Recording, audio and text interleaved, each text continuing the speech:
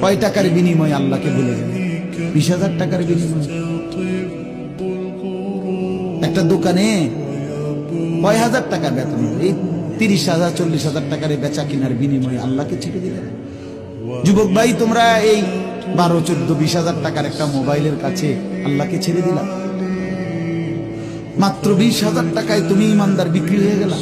ছি ছি, মোমেন তো এত কম দামে বেচা হয়, এত অল্প দামে তো বেচা হবার কথা না ভাই। মাত্র একটা 15-20,000 টাকা দামের মোবাইলের কাছে তো বিক্রি হয়ে গেল। নিজের ইমান, নিজের ইসলাম, নিজের আখিরাত, আল্লাহর সাথে সম্পর্ক, রাসূলের সাথে সম্পর্ক, ধর্মের সম্পর্ক, কোরআনের সম্পর্ক সব ছেড়ে দিলা, সব ভুলে গেলা। তুমি চেনো না আল্লাহ কি, রাসূল কি, আখিরাত কি।